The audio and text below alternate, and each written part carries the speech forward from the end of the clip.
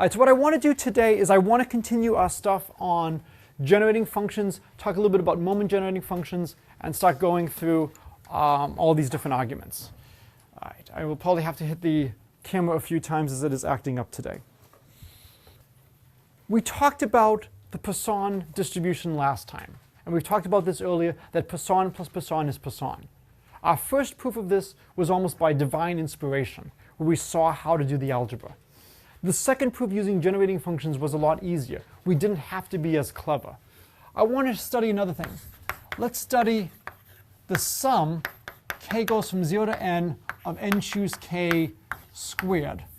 Or another really good way of writing this is it's the sum, k goes from 0 to n, of n choose k, n choose n minus k. And the reason is n choose k is the same as n choose n minus k. If you're choosing k people out of n, it's the same as choosing n minus k people to exclude. So these two sums are the same. There's a really nice one-line proof of what this is. Anybody know what this sum equals?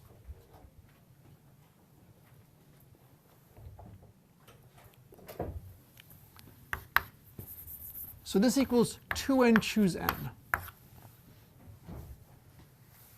There's a lot of different stories you can tell. So the first is proof by story.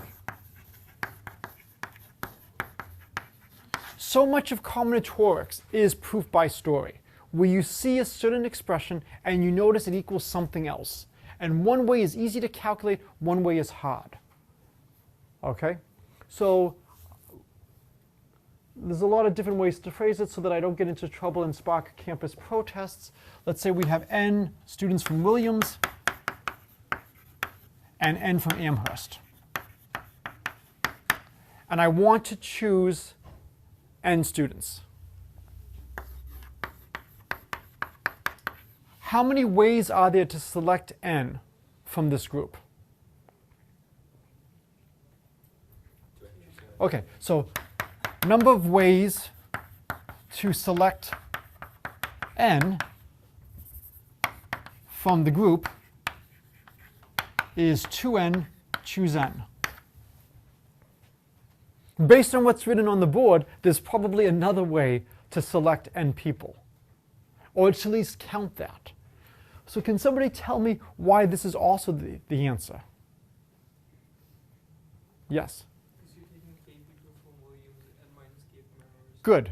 So, exactly. So the number of ways, it's the sum of the number of ways to have k from Williams and n minus k from Amherst. And that's going to be the sum, k goes from 0 to n, of n choose k, n choose n minus k. So it's a nice exercise. You could probably generalize and maybe have a product of 3 binomial coefficients and have a nice expression. But you have to be a little bit careful as to what the indices are, and I'll leave that as a fun exercise for you. We can also prove this using generating functions. So let's try to do this with generating functions. All right. Generating function approach. And again, I'm doing this for several reasons. One is, I like combinatorics, but combinatorics is extremely difficult. You have to figure out what is the right way to look at this. The best way to figure out the right way to look at things is to do lots and lots and lots of problems. I am not assigning you nearly enough homework. I know some of you may disagree. I should be assigning a lot more. If my point is to get you to the place where you become world experts at solving these, based on what most of your trajectories are after Williams and the other demands you have on your time, I don't think this is the best use of your career. But if you really want to get good at this, there's more problems in the book. I'm happy to give you more. I'm trying to balance all the different workloads. Let's review generating functions, and that's a nice reason to do this now. So if we want to find the generating function, we want to find the generating function for our sequence. We'll call our sequence A. So this is going to be the sum, k goes from 0 to n, of our coefficient n choose k, s to the k. Does anybody know what that sum equals? So the idea is, if we can get a closed form expression for the generating function, life is good. S plus 1 to the power S plus 1. Exactly. We can write this as it's the same as the sum k goes from 0 to n choose k, s to the k, 1 to the n minus k. And then this will just be s plus 1 to the n. So if I look at GA of s times GA of s, this is going to be s plus 1 to the n times s plus 1 to the n, which is just s plus 1 to the 2n.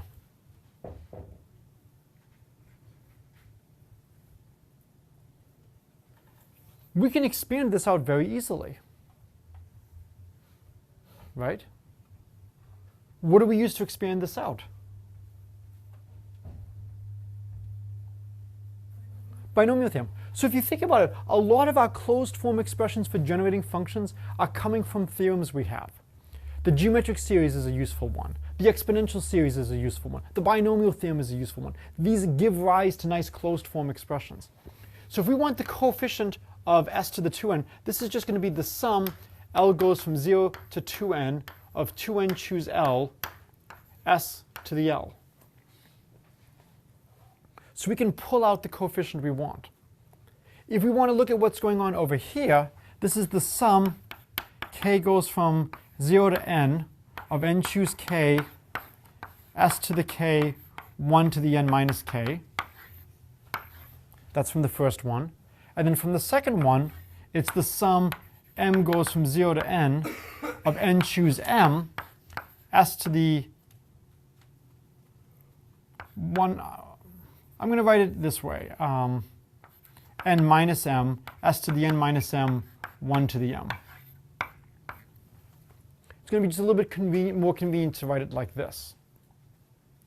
This product has to equal the right-hand side. I have two finite polynomials. What's the only way two finite polynomials can agree?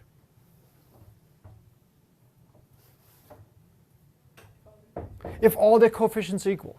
You know, think of this by induction. If I have two constants, the only way the two constants can agree is if the constants are the same. If I have two lines, a1 x plus a2 equals b1 x plus b2, well, set x equal to 0, so you get a2 equals b2, and then x1, and then a1 equals b1. And you just keep iterating like that. The only way two finite polynomials can agree is if they agree term by term by term. So these must agree term by term by term. How do I get the s to the n term here? Well, if I take k here, I have to take n minus k here. So the coefficient of s to the n is just going to be the sum of n choose k, n choose n minus k. K goes from 0 to n, and that will just be 2n choose n. So this is a way to prove this result by using these generating functions. Okay? It's just good to see what these generating functions are useful for. Okay. Any questions about this example? Okay. So far we've looked at generating functions for what kind of random variables? Discrete. So we want to generalize to continuous random variables. So generating function for continuous random variables. So we'll let gx of s be the integral from -infinity to infinity of s to the x fx of x dx. And how else could we write this? There's a nice compact way of writing this. The expected value, good, the expected value of what quantity? S to the x. Okay. So this is a nice generating function. Now the question, of course, is, will this always exist? Well, when x takes on negative values, I might be a little bit worried about s to the x, especially when s equals 0, because this could be blowing up. So maybe I would have to have some kind of decay of f of x for this to be well defined. And so the question becomes, for which ones will this work? So I think the first example I want to do is an exponential random variable. So let's try example x is exponential with parameter lambda. So this means the density of x is going to be lambda inverse e to the negative x over lambda if x is greater than 0 or greater than or equal to 0 and 0 otherwise. Unfortunately, different people use different definitions for the exponential random variable. One of the advantages of being the professor is you get to choose. This is the definition I want to use. This is the one that, for me, I can glance down and I can see what's going on because x and lambda are going to be in the same units. Other people use e to the negative lambda x, and then lambda is in reciprocal units to x. And so I much prefer this. All right, so let's calculate the generating function of x. So this is going to be the integral from 0 to infinity, because the density is 0 before that. So we'll get s to the x lambda inverse e to the negative x over lambda dx.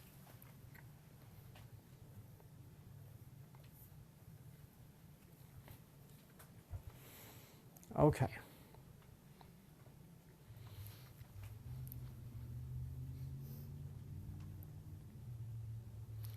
So when you look at this, what is problematic?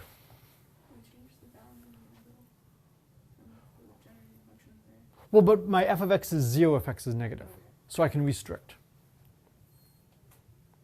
So which part here looks difficult?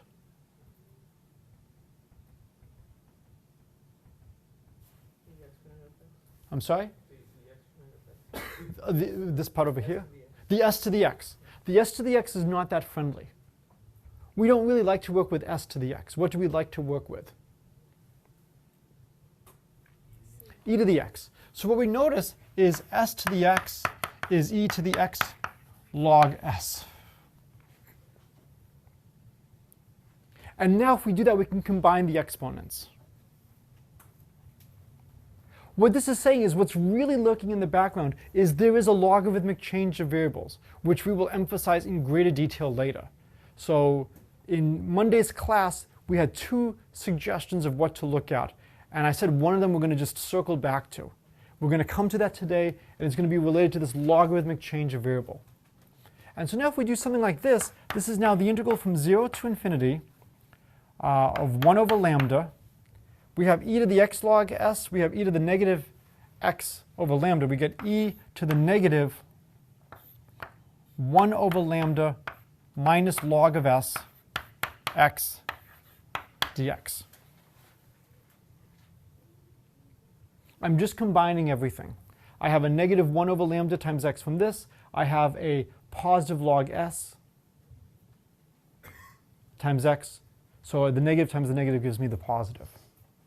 So when you look at this integral, your first thought should be, does this integral converge? Are you worried at all about this integral converging?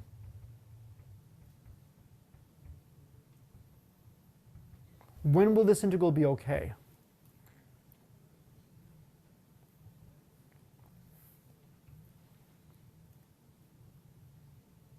So what, yes? Log of s is less than 1 over lambda. Good, we need the log of s to be less than 1 over lambda. If it equals 1 over lambda, then we have e to the 0, so we're integrating the constant function 1. If the log of s is greater, this is a negative number, so this becomes a positive number, so we have exponential growth.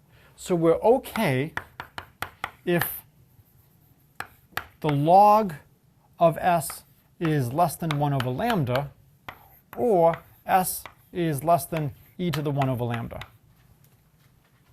So as long as we're in that regime, everything is okay. Okay, so now we just want to do this integral. So there's a lot of different ways to do this integral. What I want to do is I want to show you a nice trick to quickly evaluate these integrals in terms of things we already know. What density does that look a lot like? Because we have the integral from 0 to infinity of 1 over lambda e to the negative 1 over lambda minus log of s x dx. What does this look like? It's not quite, but this looks a lot like a density we know. What density does it look like? Hint, the name is on the board. Or, well, it looks like an exponential. Which exponential does this look like? An exponential with what parameter? 1 over lambda minus log of s. So what we can do is, we'll pull out this 1 over lambda. We have an integral from 0 to infinity of e to the negative 1 over lambda minus log of s times x, 1 over the parameter 1 over lambda minus log of s dx. Well, since we divided by it here, we have to multiply it by it over here, right? So we have 1 over lambda minus log of s.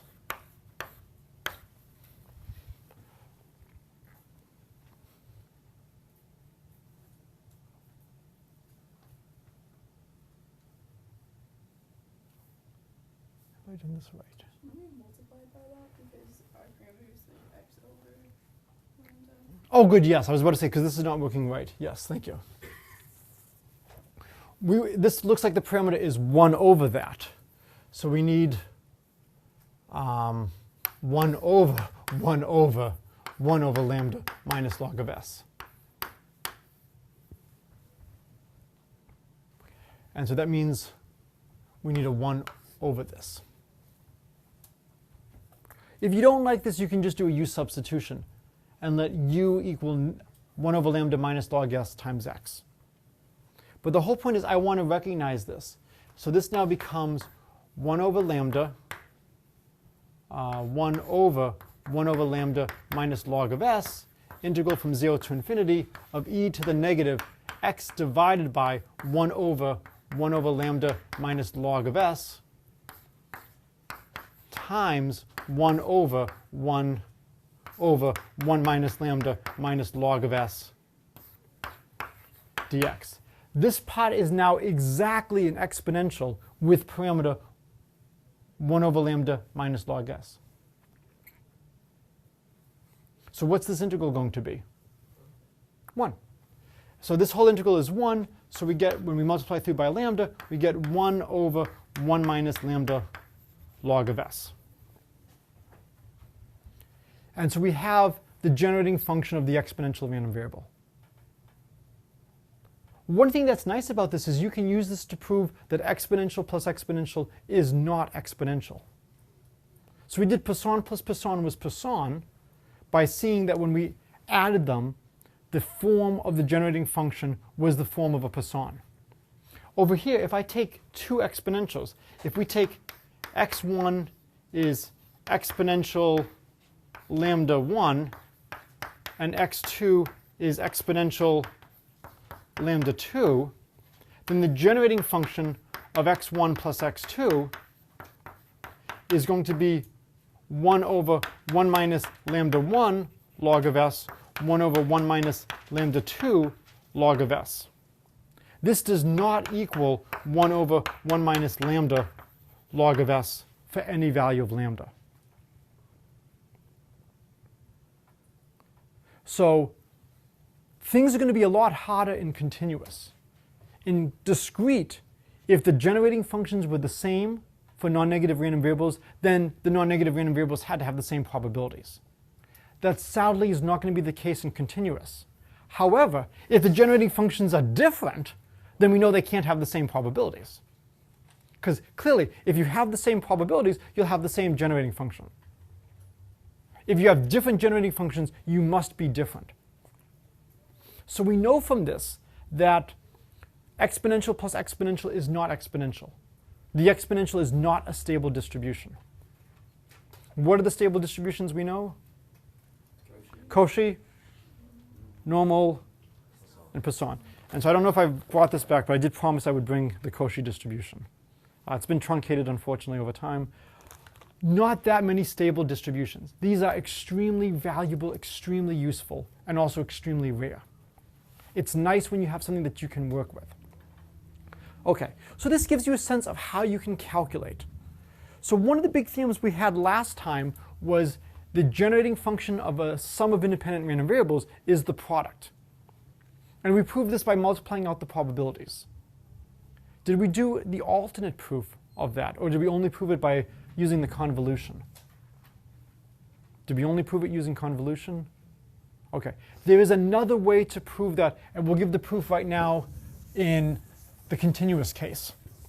Of course, you can adopt this proof to the discrete case. You can also adopt the discrete proof to our case. I want to avoid using the convolutions. You can do it that way. So here's the theorem. X, Y independent with generating functions gx of s, gy of s converging for, say, the absolute value of s less than delta greater than 0, then the generating function of x plus y of s is the generating function of s, of the generating function of x at s times the generating function of y at s. Are we limited to the sums of 2? No. If we wanted to do more, what would we use? Grouping. So more generally, by grouping, g of x1 plus xn of s is the product k equals 1 to n of g xk of s. So if we can just do it for 2, we can just keep grouping and march down the line. This is one of our fundamental techniques of the year. So one way we could prove it for the case of 2 is to use convolutions. Here's another approach. Let's let z equal x plus y. By definition, what's the generating function of z?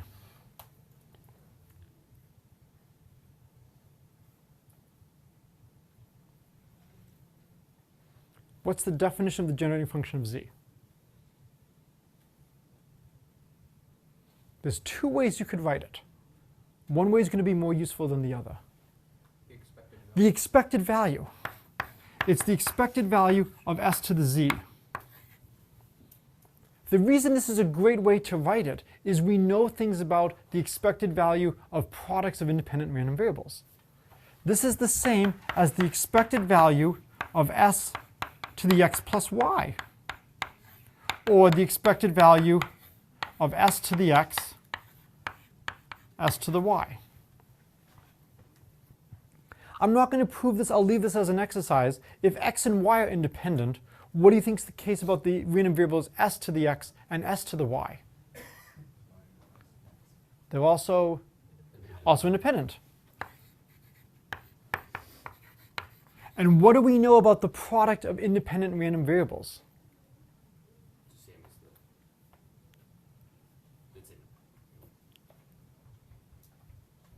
How would we say it? The expected value of the product is the product of the expected values. So this then is the same as the expected value of s to the x, expected value of s to the y, which is just gx of s, gy of s. And that finishes the proof. To me, this is a lot cleaner than writing down all the integrals. It's essentially the same calculation. It's using the power of our notation. We've done a lot of work with expected values.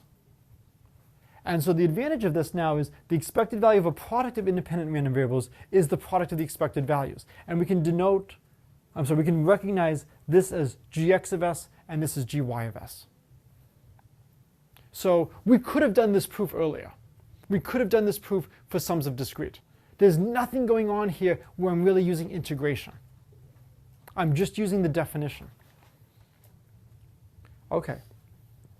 Any questions about this result? Okay, hopefully you have some sense that generating functions are nice, but unfortunately, they're not the most useful way of packaging information. And this is a huge theme in mathematics. What is the best way to package information so I can extract what I want later? For some problems, generating functions work out very nicely. But for others, there's a more convenient notation, or a more convenient packaging. So we're going to look at now at something called the moment generating function. You're supposed to have read the book, you're supposed to know what this is, but even if you haven't read the book, you should be able to figure out what the moment generating function will generate for you. The moments, right? This is an example of good math notation, right? The moment generating function should somehow be giving us the moments of a probability distribution. Does every probability distribution have finite moments? No. We do have things like the Cauchy distribution.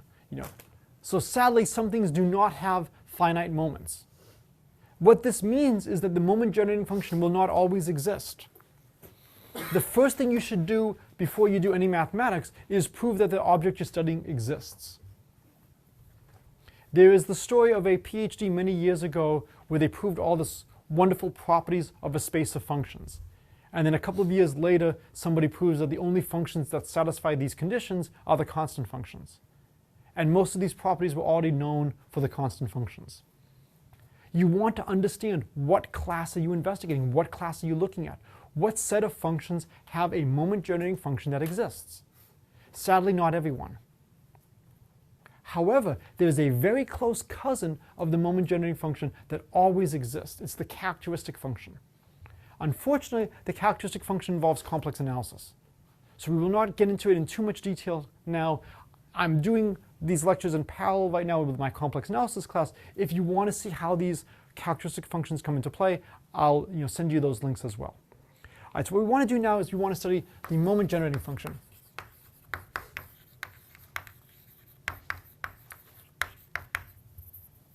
And so we'll define mx of t to be the expected value of e to the tx. Okay? This looks damn similar to what we just studied. We're using the letter m. Why do you think we're using the letter m? No, it's Miller. Math. No. Moments. Okay? We're using the letter t to distinguish ourselves from the generating function. However, I claim that there's a really nice relationship between the moment generating function and the generating function. So let's write the generating function as a function of s is the expected value of s to the x. What's the relation between the two?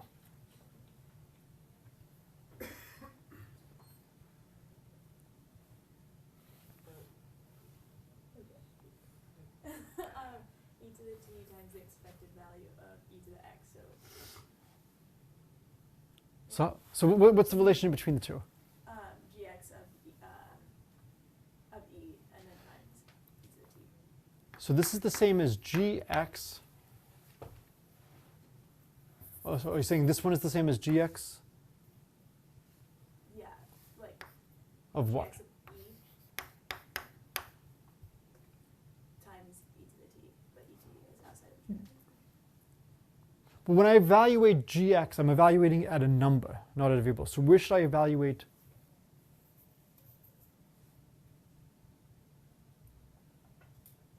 So if I look at these, if I want e to the tx to be the same as s to the x,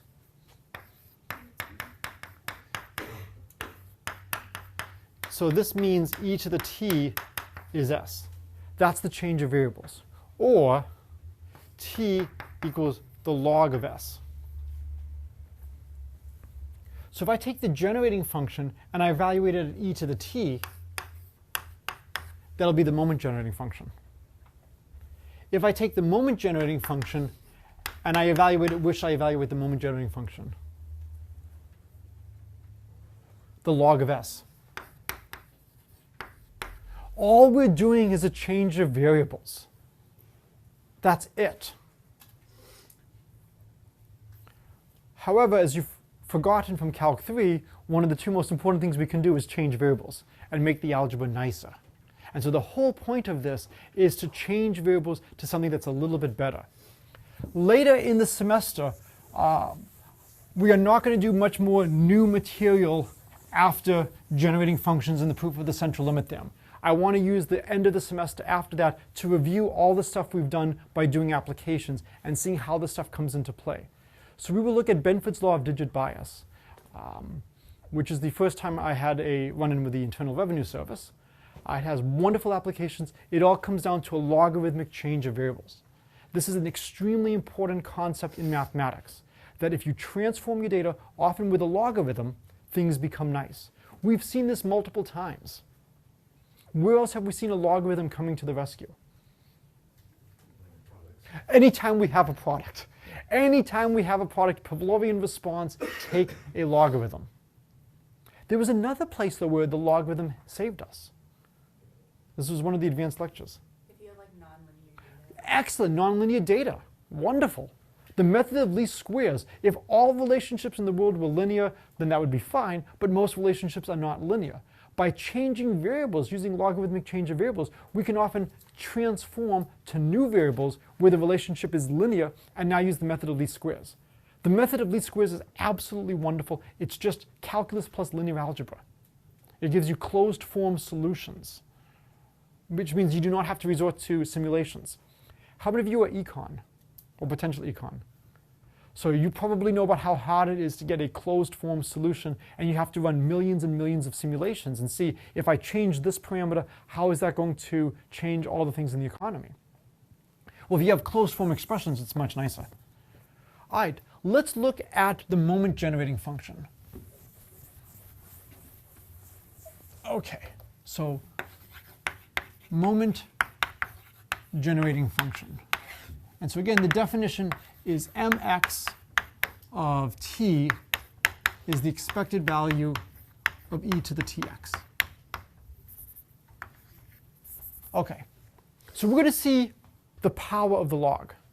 So mx of t is the expected value of e to the tx, which by definition is the integral from minus infinity to infinity of e to the tx fx of x dx.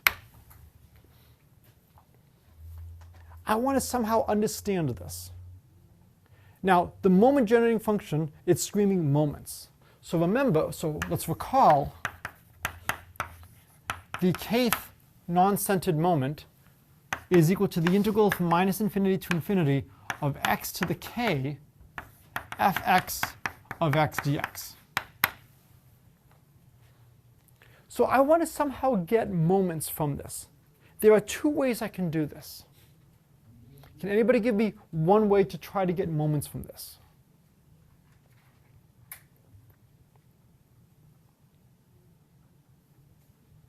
There's two things we could do.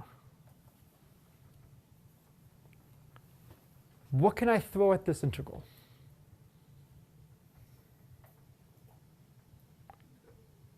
Yes? I could take derivatives. What is the easiest value of t to understand this at? 0. So if you want to study this at t equals 0, not a problem. You're just integrating your density. If I keep taking derivatives, every time I have the derivative, we put on our engineering hats, our econ hats. The derivative of an integral is the integral of the derivative. We pass it inside. Every time we take the derivative with respect to t, we keep getting x's coming down. So we take a bunch of derivatives with respect to t and then set t equal to 0, and we'll get the moments. So we get mx of 0 is just 1. mx prime of t is going to be the integral from minus infinity to infinity of x e to the tx fx of x dx. And then the derivative at 0 is just the mean.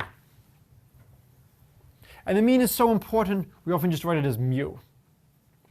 If you want to calculate the second moment, if we take two derivatives, well, what happens then is we're going to have 1x comes down from the first derivative. Take the derivative again, we'll have another x comes down. We'll have x squared e to the tx fx of x dx. So the second derivative at 0 is just the expected value of x squared, which is just the second non-centered moment. And you can see by induction that if you were to take the kth derivative at 0, this would just be the expected value of x to the k, or the kth uncentered moment. So the difference between the centered moments and the uncentered moments is for the centered moments, we don't calculate the expected value of x to the k, we calculate the expected value of x minus the mean to the kth value. We basically shift our things to have mean 0. So this is one way to see why this is so useful. There's another way. So one possibility was we could differentiate and just move the derivative inside the integral sign and not worry about convergence. There's another interchange we can do without worrying about convergence. It's a little bit hidden, but there is another interchange we can do. Not a u sub. That's not an interchange, that's a change of variables. I want to interchange two orders of things. So right now it doesn't look like there's two orders. There is a sum that's hidden. Where is there a hidden sum? We can expand e to the tx. How do we understand what e to the tx is? We understand it by calculating a Taylor series. So let's actually calculate the Taylor series of e to the tx. So we get mx of t, so I'll just write it again, minus infinity to infinity of e to the tx fx of x dx. All right, so this is now going to be minus infinity to infinity, the sum, I'll do it as n. N goes from 0 to infinity of t x to the n over n factorial fx of x dx. Now what do I do?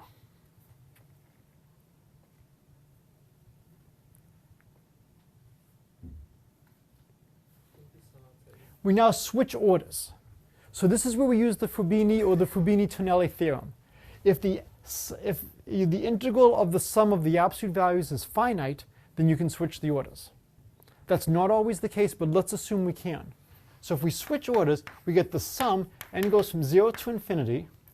I might as well pull out the t to the n over n factorial, because that has no x dependence. T to the n over n factorial, integral minus infinity to infinity of x to the n fx of x dx. Ah, well, what does that integral equal? The nth moment. So this is the expected value of x to the n, or the nth uncentered moment. So we use primes to denote the uncentered moments. So we get that the moment generating function of x is just the sum, n goes from 0 to infinity, of mu n prime over n factorial t to the n. And now you can see if you were to take n derivatives, the t to the n term would survive, an n factorial would come down and cancel this. And then when you put in t equals 0, that's the only piece that would survive. Everything else would vanish. And you would just get the nth derivative at 0 is just mu n prime. This is why we call this the moment generating function. If you can calculate the moment generating function, you can now pull off the moments. Now we've calculated generating functions. If you know generating functions, do you know moment generating functions? Yeah, you either replace the variable with a log or an exponential. You have to remember which way you go, or you just do the calculation again to be safe. Yes? Why would you use the moment generating function rather than just directly calculate your moments? Because sometimes the calculation is easier when you use the moment generating function. Sometimes you're going to be combining lots of different quantities. And we're going to have sums of many copies of independent random variables. And the moment generating function has the same property everything else has. The moment generating function of a sum of independent variables is the product of the moment generating functions. And we'll be able to use this for our convergence stuff. So it's a great way to piece together what's going on. So let's do an example. I want to try to do the same example before. I guess first I should just state as a theorem, say x1, xn are independent. The generating functions at t, the moment generating functions at t converge for, say, the absolute value of t less than some delta which is greater than 0. So there are several properties that I want. The first one, which we've already proved, is that the moment generating function of x of t is just 1 plus the mean of t plus mu 2 prime over 2 factorial t squared plus mu 3 prime over 3 factorial t cubed. We have that, expansion. That's what we've just calculated before. So we've already done this one. The second one is that the moment generating function of alpha x plus beta of t is equal to e to the beta t, the moment generating function of x at alpha of t. Just making sure I write this one down correctly. Yes. And what this is saying is if I tweak my random variable in a very nice way, I tweak the moment generating function in a very nice way. And the last one is the sum of the x's is just the product, k goes from 1 to n, of the moment generating functions of each. So this is one of the big theorems about moment generating functions. We've already proved 1. Have we proved 3 yet? Or is 3 new?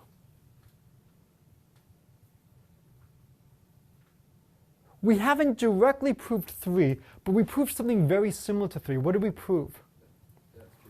It's true for generating functions. But moment generating functions are the same as generating functions with a change of variables. So we have this from our generating function proof. Just change variables. So the only one that's left is proving 2. Okay, so let me prove 2. There we go. Okay. So we want to prove 2. So not surprisingly, the proof starts with the definition. So proof of 2. Let z equal alpha x plus beta. Then the moment generating function z of t is the expected value of e to the t z. Well, this is the same as the expected value of e to the t, and then what is z? Z is alpha x plus beta. And now we just multiply inside, and this is the expected value of e to the t alpha x, e to the t beta. So I've just multiplied through, and the exponential of the sum is the product of the exponentials. What can I do to the e to the t beta? Yes, I can pull it out. This has no x dependence. When I integrate this, x going from minus infinity to infinity, does e to the t beta change with x? I can pull it outside the expected value. So it's e to the t beta, and now I have the expected value of e to the t alpha x. I'm going to write this in a very clever way. T alpha times x. Or maybe I'll write it as alpha t times x. That'll match a little bit better. I'll do it as alpha t times x. What does this quantity in brackets look like?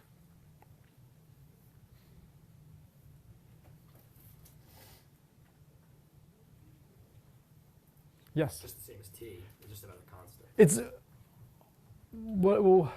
tell me what this bracket, what this whole expression is, the expected value of this is. The moment generating function of x evaluated at what point? At alpha t. So if you go into the definition of the moment generating function, if I just replace t with alpha t, that's exactly what this is. So this becomes e to the t beta, and then we'll get the moment generating function of x at alpha t. And so that proves the remaining one that we haven't done. So again, this shows you one of the great properties of moment generating functions, that if I do a linear change of variables, the moment generating function changes in a nice way. We are going to be doing linear changes of variables like this. We've talked about this before. We've talked about standardizing our random variable. We want to adjust it to have mean 0 and variance 1 when we have our sums. So we'll be subtracting off basically like the mean and then dividing by the standard deviation. That's going to be a transform with some very nice alpha and beta that will be related to the mean, that will be related to the variance, and it'll be related to the number of random variables we have. That's why this is so important, is we're putting this in the bank to deal with some moment generating functions of sums later on. Okay? All right, so we've got about 5 minutes left, so the question is, do we have enough time for the last calculation? Let's at least start the calculation so we can get the result today, and then we'll deal with consequences of it tomorrow. So let's do it as an example. X is Poisson with parameter lambda. The function we're going to get is one of my favorite functions in all of mathematics. It looks like a horrible function they would give you in Calc 1 or Calc 2 just to make sure you can differentiate. It looks like a cookbook function that nobody would care about, but it's actually a function that's important. It involves a double exponential. All right, let's see if we can do this. So the moment generating function of x at t is the expected value of e to the tx. This is going to be the integral. Well, no, not the integral. It's going to be the sum. So this is going to be the sum, and goes from 0 to infinity, of e to the tn.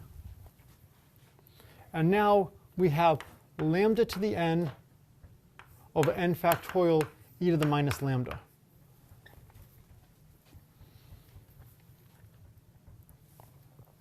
Right? E to the minus lambda, not a big deal. We can pull that outside. Sum n goes from 0 to infinity. How should we write the numerator?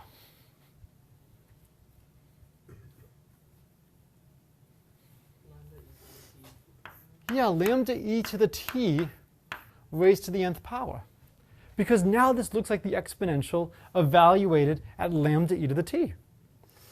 So this now gives us e to the negative lambda, and then we get e to the lambda e to the t.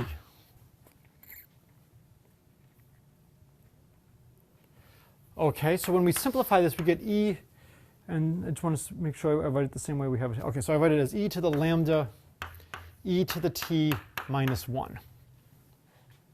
And this is the moment generating function of the Poisson with parameter lambda. And so what I like about this is an example where we have, in a very natural way, an exponential of an exponential. Now, if you think about it, e to the t minus 1, what does e to the t minus 1 look like?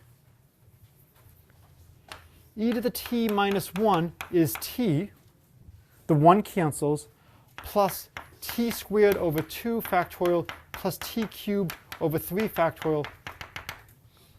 So when we expand this, if we want to just calculate the mean or the variance, we can actually get that fairly quickly. We can take derivatives of this directly. So if I want to calculate the mean, I take the derivative of this with respect to t and then set t equal to 0. If I want to calculate the second moment, I take 2 derivatives with respect to t. We've got exponential of exponential. So on Friday's class, we'll start by revisiting this and actually seeing how to calculate the first and the second moments very easily by Taylor expansion. And this will allow us to talk a little bit about multivariable Taylor series expansion, some tricks which you might not have seen in Calc 3 but are worth being aware of. So a lot of good stuff. We'll finish some examples of here, and then we'll actually start the proof of the central limit theorem.